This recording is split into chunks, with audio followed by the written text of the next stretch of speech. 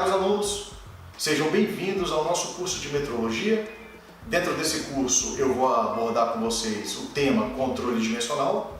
Eu sou o professor João Felipe, e a partir de agora a gente vai estudar o segmento da metrologia aqui dentro desse curso. Dentro desse curso eu vou trazer para vocês principalmente algumas definições sobre alguns instrumentos de metrologia, sobre as terminologias utilizadas dentro da metrologia e, por fim, conhecer os instrumentos, os sistemas de medição.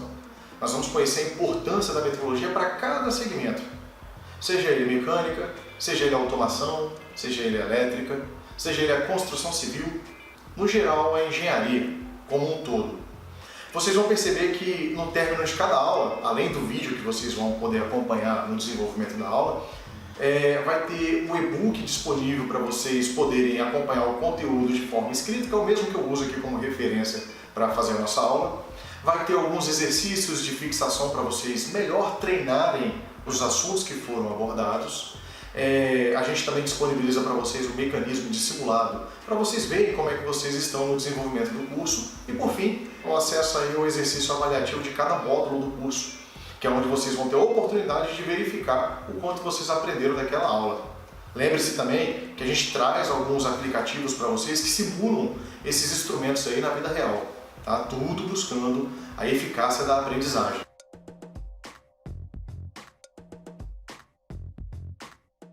Aplica-se metrologia em todas as grandezas possíveis de ser medidas, seja elas lineares de comprimento, seja elas angulares, isso dentro da mecânica, dentro das edificações, dentro da eletricidade, dos projetos elétricos, dentro da construção civil e etc.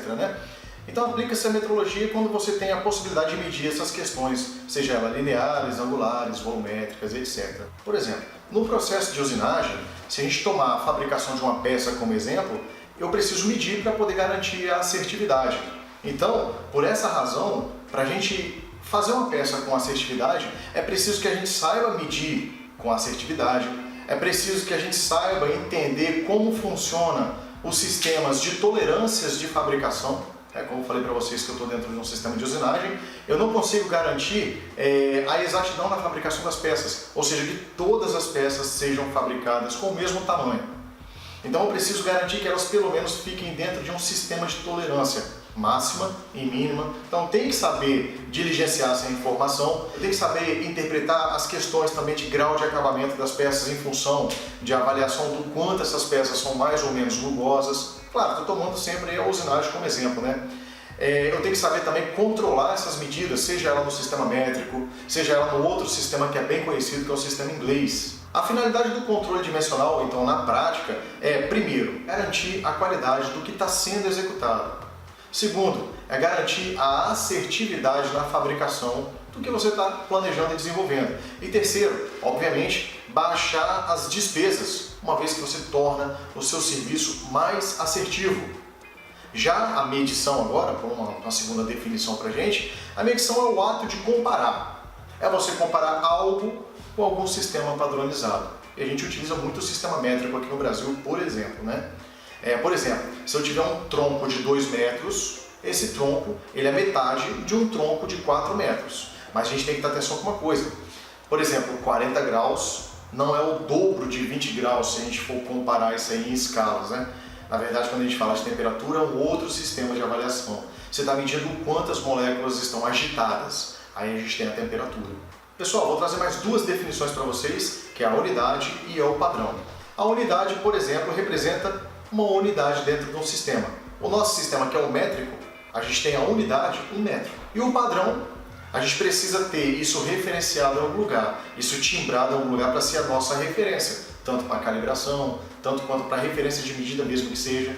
Então o padrão seria onde essa unidade foi timbrada ali, para a gente poder fazer as nossas comparações. Um outro termo bem interessante também, uma outra questão que vale a pena a gente avaliar, é o que pode ser medido dentro da metrologia. Por exemplo, quando eu falo de superfície, ela poderá ser medida com uma unidade de superfície linear. Quando eu falo de volume, ele poderá ser medido volume de alguma coisa com uma unidade de medida volumétrica. Quando eu falo de velocidade, eu posso medir com uma unidade relacionada à velocidade. Quando eu falo de pressão, eu posso medir com unidades relacionadas à medição. Isso é uma pequena observação que eu fiz para vocês entenderem a dimensão dos sistemas de medição e a importância do controle dimensional. Pessoal, no passado, os sistemas de medição eram padronizados em função da parte do corpo humano. Por exemplo, a gente tinha aí as medidas relacionadas à polegada, o palmo, o pé, o passo, a jarda, a braça. Eram todos sistemas de medição que utilizavam como referência o corpo humano. E na maioria das vezes, o corpo que era utilizado era o corpo do rei. Só para vocês terem noção do que eu estou falando, essas medidas do corpo humano, elas foram padronizadas posteriormente. Para vocês terem noção, a polegada ela equivale a 25,4 milímetros ou 2,54 centímetros. Um pé equivale a 30,48 centímetros. Uma jarda equivale a 91,44 centímetros. E uma informação bem interessante para vocês, esse texto que eu estou trazendo para vocês, essas questões, ela fica bem abordada também, bem apresentada para vocês no e-book dessa disciplina. Não deixa de dar uma acessada lá. Eu vou começar aqui falando pela Bíblia, né? A Bíblia ela já fazia da utilização dos sistemas de medição. Por exemplo, a Bíblia utilizava o côvado como unidade de medida para poder dar as referências. O côvado padrão pela Bíblia ele equivalia a mais ou menos 3 palmos, que dava mais ou menos aí 66 centímetros para a gente. Outras bibliografias aí que a gente pode ter como referência tratavam o côvado com 2 palmos ou 44,4 centímetros. Por exemplo, essas informações de medidas aí que a Bíblia traz para a gente, elas ficam bem evidenciadas na confecção da Arca de Noé, quando o Criador mandou construir a Arca de Noé. Acompanhe comigo essa animação na tela. O Criador ele orientava que a Arca de Noé tivesse um comprimento de 300 côvados, uma altura de 30 côvados, uma largura de 50 côvados. Se a gente fosse converter aí, considerando 44,4 centímetros ou 444 milímetros, eu teria que o comprimento da minha arca é 300 côvados vezes 444 milímetros, então eu teria que minha arca ela tem de comprimento 133.200 milímetros. De largura, ela teria 50 côvados vezes 444, que totalizaria para a gente 22,200 milímetros de comprimento. E de altura, a minha arca ela teria aí, 30 côvados vezes 444, que totalizaria para a gente 13.320 milímetros. Então a gente consegue aí, pelo menos, entender e dimensionar como é que era a Arca de Noé em função das medidas que foram apresentadas na Bíblia. Pessoal, os egípcios, eles também tinham o seu sistema de medição, por exemplo, né? O sistema de medição dos egípcios ele começou cerca de 4.000 anos antes de Cristo aí. Os egípcios eles utilizavam o cúbito como referência de medida. O cúbito vale lembrar que é um osso aqui do nosso antebraço, né? E a medida ela pegava da ponta do cotovelo até a ponta do dedo aqui, da nossa mão, para poder fazer as referências de medida, né? E a gente tinha essas variações de medida também. Os egípcios, para evitar as perdas de medida, eles resolveram timbrar isso numa pedra. O problema é que a pedra também se desgastava. Foi quando os egípcios resolveram timbrar essas medidas do cúbito padrão deles nas principais igrejas, nos principais templos da época dele. Agora, dando continuidade aqui, também tem os ingleses, né? Os ingleses eles utilizavam aí no século XV, no século XVI, aí, principalmente os ingleses e os países que foram colonizados pelos ingleses, como os Estados Unidos, por exemplo. A partir do século XV, século XVI, eles começaram a utilizar a polegada, o pé e a jarda como sistema de medição.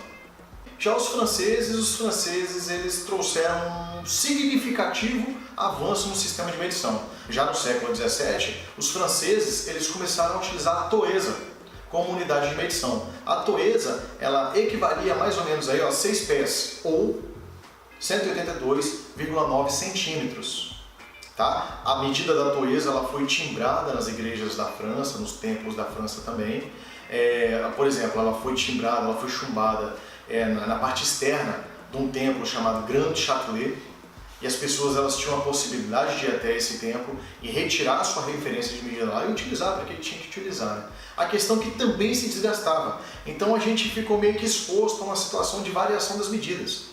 E precisou-se então desenvolver um sistema de medida que a gente resolvesse essas variações. Um sistema que ele fosse baseado em condições naturais, que ele tomasse uma medida padrão que não muda.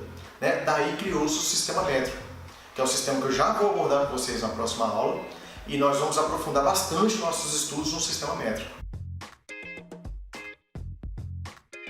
Pessoal, na aula de hoje foi uma aula rápida, foi uma aula tranquila. Nós tivemos a oportunidade de conhecer os sistemas de medidas, as suas origens, conhecer algumas terminologias que são utilizadas dentro da metrologia. Obviamente que eu vou aprofundar um pouquinho nessas questões de terminologia, vou aprofundar principalmente no sistema métrico de medição e no sistema inglês de medição, que esse é o nosso foco, que é o sistema inglês e o sistema métrico também. Já lembro a vocês aí para vocês separarem um caderninho, já fazer as anotações dos pontos mais importantes do que está sendo abordado nessa aula e já nas próximas aulas também. Isso tudo para a gente garantir uma eficácia da aprendizagem. Aproveita também todos os materiais que a gente traz como material complementar à aula, seja no e-book, seja de simuladores, exercícios. Tá bem, gente? Um grande abraço e até a próxima aula.